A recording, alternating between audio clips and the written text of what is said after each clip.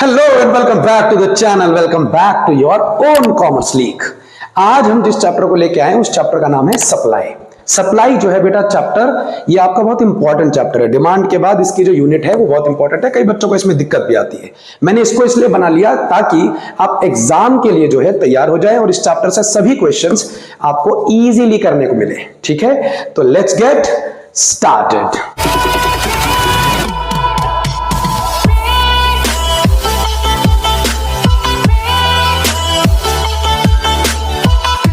बच्चों सप्लाई पढ़ेंगे आज। चलो समझते एक एक करके। ये सारे क्वेश्चंस के आप पहले स्क्रीनशॉट लो, ले लिया। ये क्वेश्चन एग्जाम के लिए आप तैयार कर लो। मैं अभी सारे के सारे तैयार भी करा दूंगा, आप इसको तैयार कर लीजिए। आपके एग्जाम में सप्लाई से रिलेटेड कोई भी क्वेश्चन आएगा तो आप ऐसे यूं कर देंगे इजी से। Let's understand what is supply. Supply क्या होती है? देखो बच्चों, हमने जो डिमांड पढ़ा था वो डिमांड कंज्यूमर की पॉइंट ऑफ व्यू से पढ़ा। कंज्यूमर के सप्लाई किसके पॉइंट ऑफ व्यू से पढ़ेंगे? किसके नजरिए से पढ़ेंगे? हम प्रोड्यूसर्स के नजरिए से। तो मान लो कि आप एक सामान बेचने वाले हो, आप कुछ बेचते हो, आप प्रोड्यूसर हो। ठीक, आपने गुड्स को प्रोड्यूस कर लिया और अपने पास स्टॉक के रूप में रख लिया। ठीक, अब आप अलग अलग पॉसिबल प्राइसेस पे जो मार्केट में चल रही है, जिन जिन भी प्राइसेस पर मार्केट में सामान बेचा जा रहा है वही वाला जो तुम प्रोड्यूस करके बैठे हो और आप बेचना चाहते हो। ठीक है, मान लो कि ये मार्कर जो है ये 10 रुपए का मिल रहा है। ठीक, अब एज अ मैं प्रोड्यूसर, मैं इंडिविजुअल सप्लाई की बात कर रहा हूं, उसके बाद मार्केट की बात करूंगा। मैं 10 रुपए में केवल 4 यूनिट बेचने को तैयार हूं। As a producer I am willing to offer this marker for sale in the market for only about 4 units. मैं 10 रुपए में केवल 4 यूनिट बेच सकता हूं। मैं 4 ही क्यों बेच रहा हूं? हो सकता है कोई ऐसा प्रोड्यूसर हो जो 10 रुपए में 6 बेचने को तैयार हो जाए। तो ये कैसे ऊपर नीचे हो रहा है? इस ऊपर नीचे के लिए हम लोग सेकंड क्वेश्चन पढ़ेंगे, डिटर्मिनेंट्स ऑफ सप्लाई। ठीक, तो मैं 10 रुपए में कितना यूनिट बेच रहा हूं? 4। इसी 4 यूनिट को हम क्या कह देते हैं? सप्लाई। तो जब स्टॉक में से सामान मार्केट की तरफ मूव करता है, बिकने को तैयार होता है, प्रोड्यूसर बेचने को भी तैयार हो जाए एक गिवन पीरियड ऑफ टाइम में, उस यूनिट को हम क्या कहते हैं? सप्लाई। बात समझ में आती है? सुपर्ब। इसी सप्लाई का फुल डेफिनेशन सुनो। Supply refers to quantity of commodity that the producer is wishing, willing and able to sell or offer in the market for sale at a different possible prices in the given period of time। इसी को आप supply का definition कहते हो। Exam में यही लिख के आना। ठीक, अब दूसरी बात यह है कि सप्लाई भी 2 तरह की होती है। एक सप्लाई होती है इंडिविजुअल, जिसकी मैंने अभी आप बात की, और एक होती है बेटा मार्केट सप्लाई। इंडिविजुअल सप्लाई में तो सिर्फ एक प्रोड्यूसर कितने पॉसिबल प्राइस पे सामान बेचने का तैयार है, और अगर हम मार्केट की बात करेंगे तो मेरे जैसे और भी प्रोड्यूसर हैं डिफरेंट सेक्टर्स के, उन सबको अगर हम जोड़ दें तो वो कितने प्राइसेस पे सामान अपना बेचने को तैयार होंगे मार्केट में, उसको मार्केट सप्लाई कहते हैं। बात समझ में आ गई? बहुत शानदार। अब इस सप्लाई के टॉपिक को पढ़ने के बाद अगला क्वेश्चन आता है हमारे पास, determinants of supply. Determinants of supply कह लो, फैक्टर्स अफेक्टिंग द सप्लाई कह लो। कौन कौन से फैक्टर है जो अफेक्ट करते हैं हमारी सप्लाई को? आओ जरा देखते हैं। पहला जो होता बच्चों उसे कहते हैं price of goods. Price of goods, जो सामान में बेचने को तैयार हूं, मैं मार्केट बेचने को तैयार था अपने एग्जांपल में, तो मैं इसके प्राइसेस पर भी तो निर्भर करेगा। अगर 10 रुपए का प्राइस है तो मैं 4 यूनिट बेचने को तैयार हूं। अगर ये 12 रुपए का मार्केट में हो गया तो फिर मैं और बेचने को तैयार हो जाऊंगा, क्योंकि मुझे ज्यादा से ज्यादा बेनिफिट या प्रॉफिट कमाना होगा। तो अगर प्राइस ऑफ गुड्स है तो वो भी क्या करेगा? आपके सप्लाई को अफेक्ट करेगा। ठीक है।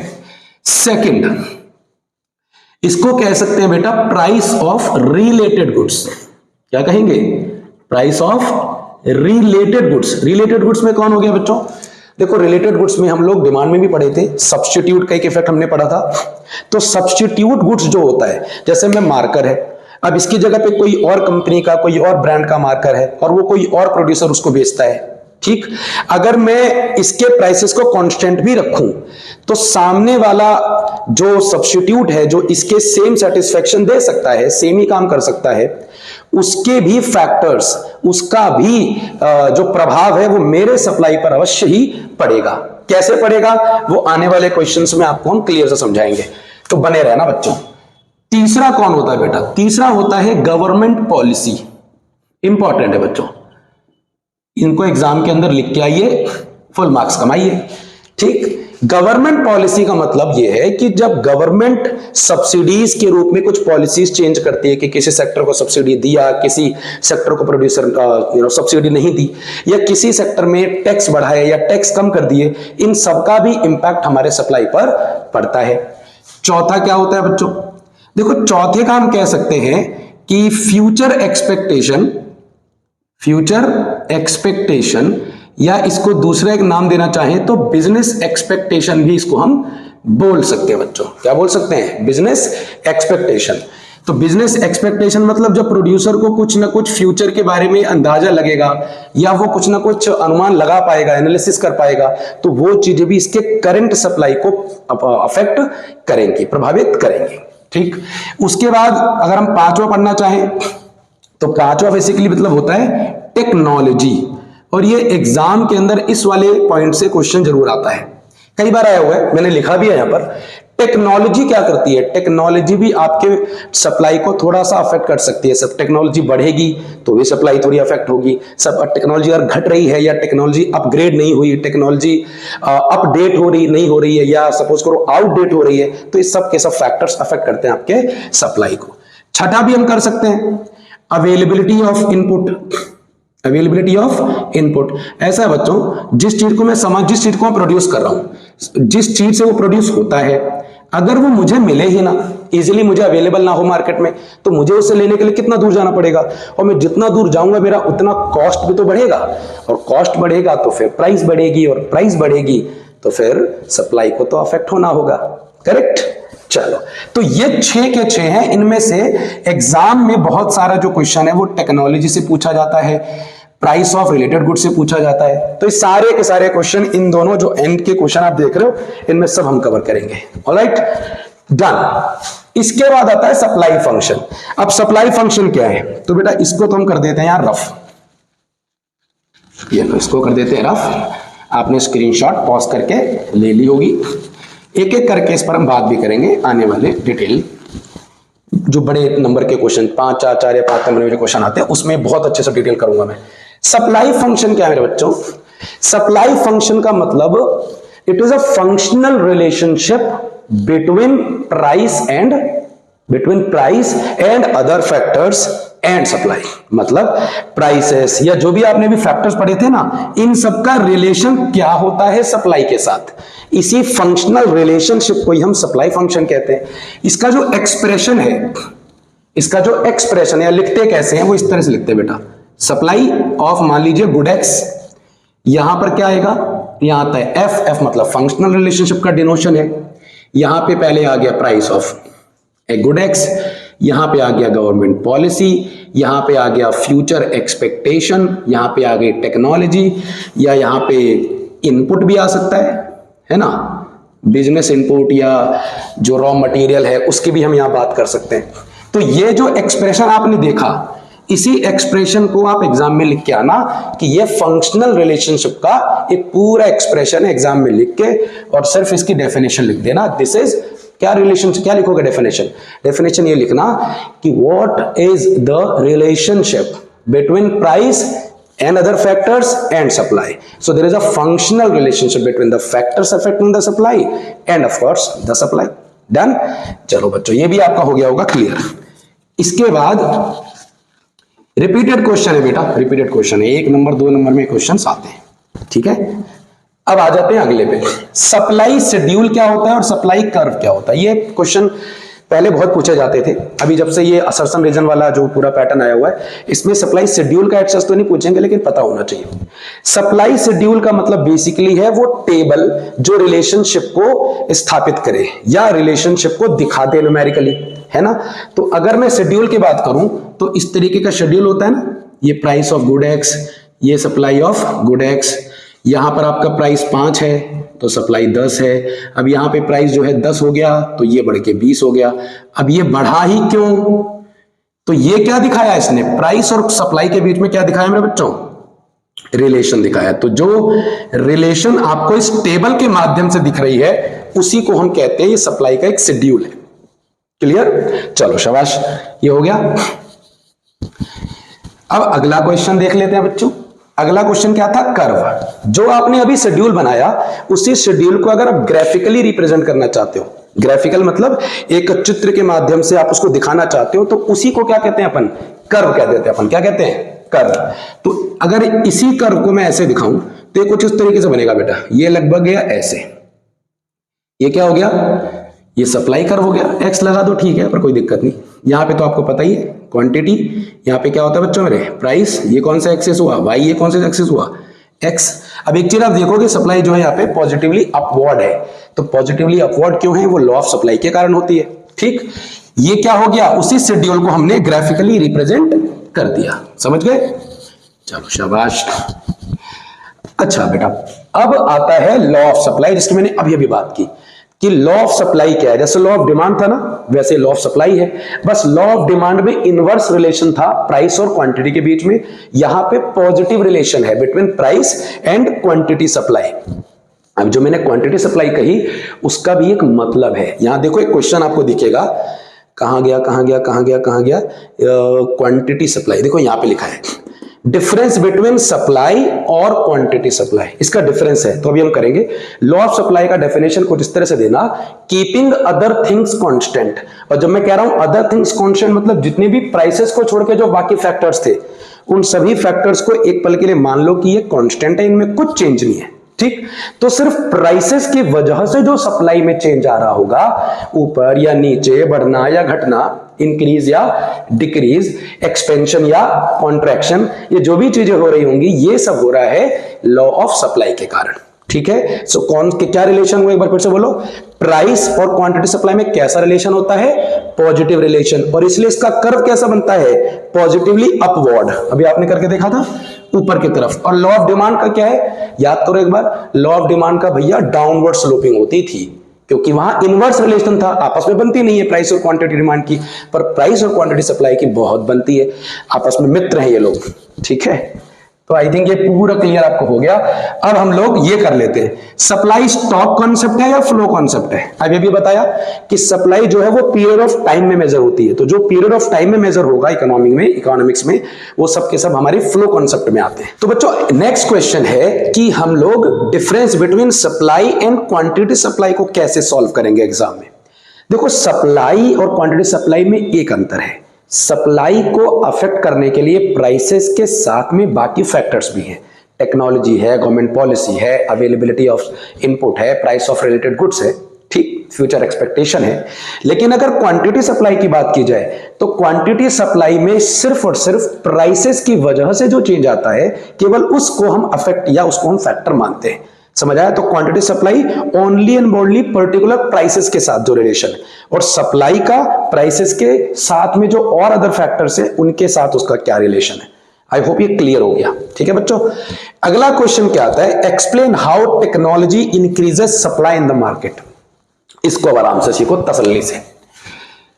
ये कौन है? ये टेक्नोलॉजी है। हमें पता है कि हमारी इकोनॉमी में दो तरीके की अप्रोच इस्तेमाल होती है, LIT और CIT। आपने पढ़ा है? यस। लेबर इंटेंसिव टेक्निक पढ़ा या फिर कैपिटल इंटेंसिव टेक्निक पढ़ा? बात सही है यहां तक? ठीक है। अच्छा मेरे बच्चों, एक बात बताओ, अगर टेक्नोलॉजी किसी देश में अपडेट हो, किसी देश में, किसी इकोनॉमी में टेक्नोलॉजी ब्रिलियंट हो, आउटस्टैंडिंग हो, जापान हो, चाइना हो, और अब तो इंडिया भी इस मामले में थोड़ा आगे बढ़ रहा है, US हो, ये सभी के सभी इनकी टेक्नोलॉजी के उनकी रैंक क्या है? आपको भी पता है, इनकी टेक्नोलॉजी बहुत आउटस्टैंडिंग है। ठीक, और जब किसी देश की टेक्नोलॉजी बढ़ती है, टेक्नोलॉजी के बढ़ने से होता क्या है कि उनको जो कॉस्ट पड़ता है, कॉस्ट ऑफ जो प्रोडक्शन होता है, प्रोड्यूसर को, बनाने वाले को, बनाने वाला मान लो LIT अप्रोच इस्तेमाल कर रहा है, लेबर इंटेंसिव, लेबर के साथ काम कर रहा है। ठीक, अगर लेबर 8 घंटे में जो काम करेगा, क्या टेक्नोलॉजी अगर आ जाए या कैपिटल गुड्स का इस्तेमाल करें, मशीनरी का इस्तेमाल करें और बेहतर टेक्नोलॉजी आ जाए, तो वही काम क्या 2 घंटे में नहीं हो जाएगा? हो जाएगा नहीं हो जाएगा। और अगर वो 2 घंटे में हो गया तो 6 घंटा सेव हुआ कि नहीं? तो उस 6 घंटे को प्रोड्यूसर बाकी किसी चीज के प्रोडक्शन में इस्तेमाल कर सकता है, लेबर को कहीं और यूटिलाइज कर सकता है। बात समझ में आ गई? अगर हम लोग कहें कि जिस इकोनॉमी के अंदर टेक्नोलॉजी बढ़ती है वहां पे जो प्रोडक्शन की कॉस्ट है वो प्रोड्यूसर को कम लगने लगती है, वो कम हो जाती है, और उसके कम लगने की वजह से जब कॉस्ट कम होगा तो फिर मेरे बच्चों प्राइस भी कम होगा, नहीं होगा? देखो भाई, मैं प्रोड्यूसर हूं, बुद्धिमान प्रोड्यूसर हूं, मुझे अपने प्रॉफिट को कमाना है। मेरा इक्विलिब्रियम क्या होता है? प्रोड्यूसर का इक्विलिब्रियम मतलब मैक्सिमम टू मैक्सिमम प्रॉफिट। मुझे प्रॉफिट कमाना है, जितना मिल जाए उतना कमाना है। अगर मुझे जितना मिले उतना कमाना है तो मैं अकेले तो नहीं कमाऊंगा, मैं सामने वाले को बेच के ही कमाऊंगा। अब सामने वाला जो व्यक्ति है वो भी अपने इक्विलिब्रियम के लिए वो भी चाहेगा भाई कम से कम प्राइसेस से मिले। तो अगर मैं उसको कम से कम प्राइसेस में एग्जिस्टिंग प्राइस 10 रुपए के प्राइस पे मैं पहले 4 यूनिट बेच रहा था, अब अगर मान लो मेरे को टेक्नोलॉजी की मदद से मेरा कॉस्ट थोड़ा सा कम हो गया तो मैं उसी 10 रुपए पे अब 4 यूनिट के बजाय क्या मैं 7, 8, 9 यूनिट बेचने को तैयार हो जाऊंगा, क्योंकि मेरे को तो कॉस्ट कम ही पड़ रही है। पहले मेरी कॉस्ट पड़ रही थी 8 रुपए, मैं 10 रुपए में बेच रहा था, मेरा मार्जिन कितना हुआ? 2 रुपए का। अब मान लो टेक्नोलॉजी के आने से मेरा उतना ही सामान का जो प्रोडक्शन है वो 8 रुपए का ना होकर केवल 5 रुपए का बन रहा है। अगर मैं 5 रुपए का बना रहा हूं तो मेरा कितना मार्जिन हुआ? 5 रुपए। तो मैं 10 रुपए पे 4 यूनिट बेचने के बजाय 9 यूनिट बेच लूंगा, 8 यूनिट बेच लूंगा, मैं तो मुनाफे में ही हूं। तो ये करता है टेक्नोलॉजी। ये था क्वेश्चन कि कैसे टेक्नोलॉजी इंक्रीज कर देता है सप्लाई को। सप्लाई को इंक्रीज इसलिए कर देता है क्योंकि टेक्नोलॉजी बढ़ेगी, टेक्नोलॉजी का increasement leads to reduction in cost of production, और जब कॉस्ट ऑफ प्रोडक्शन गिर जाएगा तो ऑटोमेटिकली प्राइसेस भी गिरेगा। प्राइसेस गिरेगा तो ज्यादा से ज्यादा सामान बेचने को तैयार हो जाएगा हमारा प्रोड्यूसर।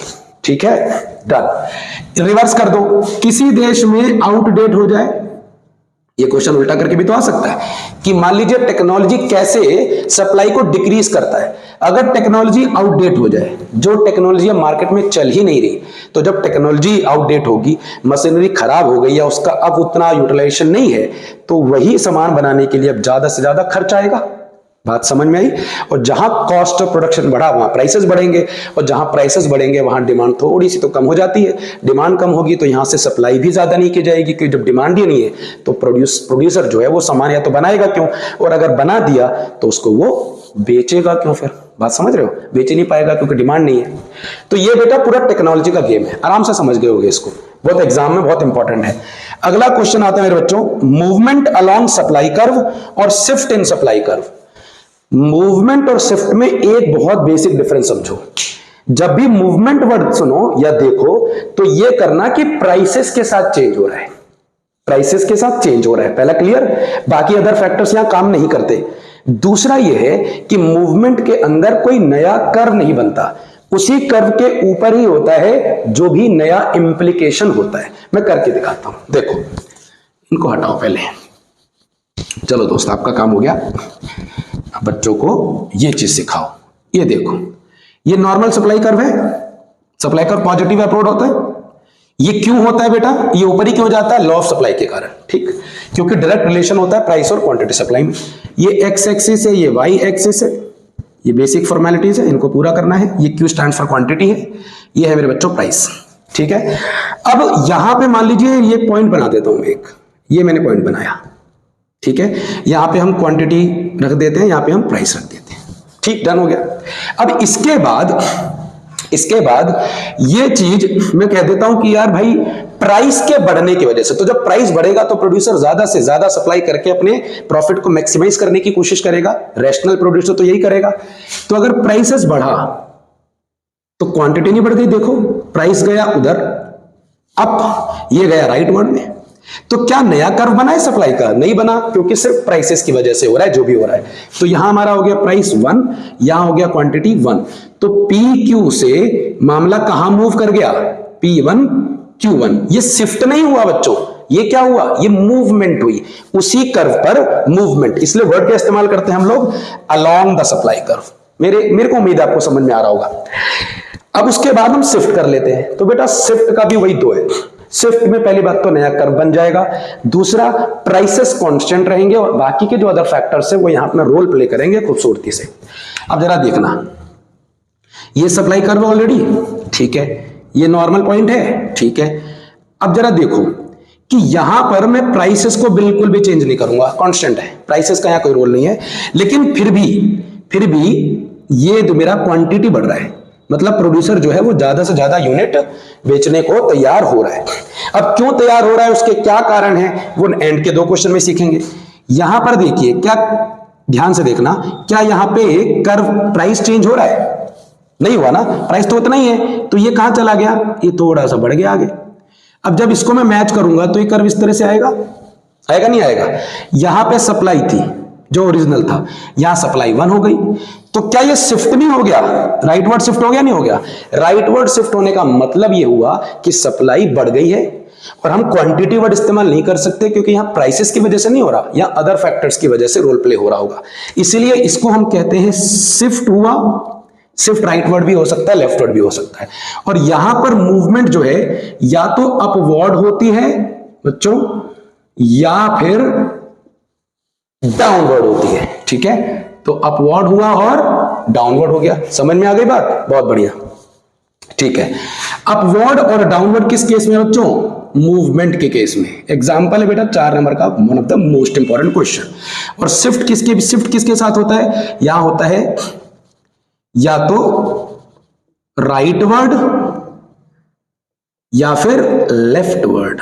लेफ्ट हुआ तो कम हो गया, राइट हुआ तो ज्यादा हो गया, अपवर्ड हुआ तो बढ़ गया, और डाउनवर्ड हुआ तो घट गया, ठीक है? इसी में एक और टॉपिक है, लगे हाथ इसे भी निपटा लो। इस मूवमेंट को ही हम लोग ऐसे कहते हैं कि अगर सप्लाई बढ़ गई तो क्या कहते हैं उसको अपन बच्चों? कहां लिखूं? यहां लिख देता हूं, एक्सटेंशन इन सप्लाई। क्या बच्चों? Extension in supply. और अगर सप्लाई गिरी या डाउनवर्ड हुई तो क्या बोल देंगे? कॉन्ट्रैक्शन इन सप्लाई, ठीक है? तो कोई भी क्वेश्चन इस तरीके से आए तो आराम से पेपर दे के आना। इसके बाद अगर हम इसमें बात कर ले तो यहां पर एक्सटेंशन की जगह पे जो वर्ड इस्तेमाल होता है बच्चों वो होता है इंक्रीज। क्या होता है? इंक्रीज। और दूसरा क्या होता है बच्चों? डिक्रीज। तो बच्चों ये इंक्रीज और डिक्रीज वर्ड इसलिए भी है क्योंकि इस क्वेश्चन में देखना आप, यहां पे टेक्नोलॉजी के साथ वर्ड कौन सा इस्तेमाल हुआ है? इंक्रीज, क्योंकि ये अदर फैक्टर्स है। अदर फैक्टर्स के लिए अपन क्या इस्तेमाल करते हैं? इंक्रीज मींस शिफ्ट, ठीक? अब अगला क्वेश्चन यहां देखो, कहां गया क्वेश्चन? ये रहा, causes of increase in supply. ये पूरा खत्म कर दिया आपने। इस सप्लाई को इंक्रीज करने के क्या क्या कारण हैं और सप्लाई को डिक्रीज करने के भी क्या क्या कारण हैं, इन दोनों के लिए थोड़ा सा आप 4 सेकंड रुको। मैं एक बार लॉ ऑफ सप्लाई की एक चीज दिमाग में आ रही है। क्या आपको लगता है कि लॉ ऑफ सप्लाई का कोई एक्सेप्शन होना चाहिए? इकोनॉमी के अंदर हम सब कुछ अजम्पशन जरूर लेके चलते हैं, पर कुछ ना कुछ तो रहता ही होगा सिस्टम मतलब क्या? यहां पे हम थोड़ा सा एक्सेप्शन लेके चलेंगे। मुझे एक बात बताओ कि प्राइस के बढ़ने पे सप्लाई बढ़ती है, सही बात है, पर क्या बिना प्राइसेस के बढ़े भी सप्लाई बढ़ सकती है? हाँ, अगर कोई प्रोड्यूसर ऐसा सामान बेच रहा है जो अच्छी क्वालिटी का सामान नहीं है, या यूं भी हो सकता है कि वो पेरिसेबल नेचर का कोई आइटम बेचता है। पेरिशेबल नेचर का मतलब है वो सामान बहुत जल्दी सामान खराब हो जाएगा या उसकी वैल्यू खत्म हो जाएगी, तो इस केस में प्राइस नहीं भी बढ़ेंगे तो भी सप्लायर को या हमारे प्रोड्यूसर को सप्लाई तो करनी पड़ेगी, ठीक? एक्सेप्शन हो गया। एग्रीकल्चरल जो इनपुट है वहां भी आप ये देखेंगे तो एग्रीकल्चरल इनपुट भी एक प्रकार से एक्सेप्शन हो जाता है, ठीक? तो ये क्लियर हो गई, एग्जाम में आता है, ध्यान रखने के लिए इसलिए बता दिया। इसके बाद आता है बेटा causes of increase supply. Supply कब कब बढ़ेगी? देखो यहां पे इस सेक्शन में देखो, सप्लाई बढ़ेगी, जितने भी हमने अभी सेकंड वाले क्वेश्चन में डिटरमिनेंट्स लिखे थे या फैक्टर्स लिखे थे ये वाले, उसमें एक एक करके हम सब लिख देते हैं। प्राइस ऑफ गुड्स, ठीक है बच्चों? तो मैंने ये बना लिए 2, यहां पे एक तरफ मैं लिख देता हूं इंक्रीज एंड एक तरफ मैंने क्या लिखा बच्चों? डिक्रीज। समझ गए बात को? थोड़ा ये हो रहा है बट ठीक है, समझ गए। इंक्रीज और डिक्रीज। अब मुझे बात बताना कि जब प्राइस ऑफ गुड्स बढ़ेंगे तो सप्लाई क्या होगी? बढ़ेगी। यहां पे हम क्या कह सकते हैं कि प्राइस ऑफ गुड को क्या होगा? प्राइस ऑफ गुड को बढ़ाना पड़ेगा। प्राइस ऑफ गुड बढ़ते ही इंक्रीज हो जाएगी सप्लाई। अच्छा, अगर प्राइस ऑफ गुड नीचे हो जाए तो सप्लाई क्या हो जाएगी बच्चों? सप्लाई हो जाएगी डिक्रीज। ये पूरा सेक्शन क्या होगा? डिक्रीज। दूसरा करते हैं, जैसे सब्स्टिट्यूट गुड्स है बच्चों, मुझे बात बताओ कि अगर सब्स्टिट्यूट गुड्स के प्राइस कम हो जाए, जो सामान इसकी जगह पे इस्तेमाल हो सकता था और कोई प्रोड्यूसर उसे बेच रहा था मार्केट में, अगर उसके प्राइस कम हो जाएंगे तो क्या वो सप्लायर सप्लाई करेगा? नहीं करेगा। और जब वो नहीं करेगा तो फिर मौका किसके पास? मेरे पास। तो मैं क्या करूंगा, उसको वो जो वैकेंसी खाली हो रही है, जो वैकेंट जो खालीपन आ रहा है मार्केट में, मैं उसको अपने सामान से भरने की कोशिश करूंगा और प्रॉफिट कमाऊंगा, तो मेरी सप्लाई बढ़ जाएगी। तो जब भी सब्स्टिट्यूट गुड्स का प्राइस कम होगा, इस केस में हमारी सप्लाई जो है वो बढ़ जाएगी। तो सप्लाई क्या हुई? बढ़ गई। और रिवर्स करना है तो रिवर्स कर दो। अगर सप्लाई ऑफ जो सब्स्टिट्यूट गुड्स है उसका प्राइस अगर बढ़ा, तो फिर आपकी सप्लाई, अपनी जो सप्लाई है वो कम हो जाएगी। इसके बाद टेक्नोलॉजी, ये तो आपने तसल्ली से सीखा हुआ है। टेक्नोलॉजी का मतलब क्या हुआ? जहां पे टेक्नोलॉजी आपकी बढ़ी, सप्लाई बढ़ जाएगी, क्योंकि वो कॉस्ट कम कर देती है। और ऐसे ही रिवर्स है। इसके बाद हमने क्या किया बेटा? Government policy. अच्छा, गवर्नमेंट पॉलिसी में हमने क्या पढ़ाया था? टैक्स और सब्सिडी। अगर सरकार टैक्स को कम कर दे तो कॉस्ट भी कम हो जाएगी, कॉस्ट कम होगी तो प्राइस कम होगी, और प्राइस कम होगी तो सप्लाई। प्राइस कम होने का मतलब क्या है कि प्राइस हमारे लिए कम नहीं हुई, मार्केट में कंज्यूमर को कम लगेगी, और कम लगेगी तो वो ज्यादा खरीदेंगे और हमारे पास मौका होगा सप्लाई ज्यादा से ज्यादा करने का। तो गवर्नमेंट पॉलिसी का क्या इफेक्ट पड़ता है वो समझ में आ गया। तो अगर टैक्सेस कम कर दिए जाए तो सप्लाई बढ़ेगी, और टैक्सेस अगर बढ़ाएगी गवर्नमेंट तो मेरे को सप्लाई कम करनी पड़ेगी। ठीक है। इसके बाद अवेलेबिलिटी ले लेते हैं इनपुट की। जिस सामान को यूज करके या जिस रॉ मटेरियल को यूज करके मैं अपने सामान को प्रोड्यूस करता हूं, अगर मुझे वो बहुत आसानी से मिलने लगे तो सप्लाई यहां क्या होगी? सप्लाई बढ़ेगी। क्यों बढ़ेगी? क्योंकि आसानी से मिलेगी तो मेरे को कॉस्ट इतना नहीं लगेगा, और जब कॉस्ट इतना नहीं लगेगा तो प्राइसेस भी उसी एग्जिस्टिंग प्राइस पे मैं ज्यादा से ज्यादा बेचने को तैयार हो जाऊंगा। तो अवेलेबिलिटी ऑफ सब्स्टिट्यूट में या इनपुट में, इसमें सिर्फ इतना ही समझो कि अगर कोई चीज जिसको बनाते हैं, अगर वो मुझे इजीली अवेलेबल है, अगर मुझे इजीली मिल रही है, तो सप्लाई क्या करेंगे बेटा? सप्लाई बढ़ेगी। और अगर मुझे बहुत मुश्किलों से मिल रही है, दूर दूर जाना पड़ रहा है, तो मेरा कॉस्ट बढ़ेगा। कॉस्ट बढ़ने का मतलब ये हुआ कि मैं वहां पर प्राइसेस को बढ़ाने के लिए मजबूर हो जाऊंगा एज ए प्रोड्यूसर, और जब मैं वो कर रहा हूंगा तो सप्लाई ऑटोमेटिकली क्या होगी बच्चों? सप्लाई कम होगी। ठीक है। तो ये बात ध्यान रखिएगा कि अगर आपकी कॉस्ट आपको ज्यादा लगेगी तो सप्लाई नहीं बढ़ सकती, कॉस्ट अगर कम लग रही होगी तो सप्लाई बढ़ सकती है। ये हो गया पूरा का पूरा चैप्टर, और यहां पे हमने पूरा चैप्टर फिनिश कर दिया है। कुछ भी नहीं बचा बेटा, इसको तैयार कर लीजिए। पूरी वीडियो आपने देखी होगी आई होप, और देखी होगी तो इस चैप्टर से कोई क्वेश्चन एग्जाम में आएगा, आई एम श्योर आपको कोई दिक्कत नहीं होगी। ठीक है। तो मैं मिलता हूं आपसे नेक्स्ट वीडियो में, नेक्स्ट क्लास में कोई और इंपॉर्टेंट चैप्टर लेके जो आपके एग्जाम में आपको हेल्प कर सकता है।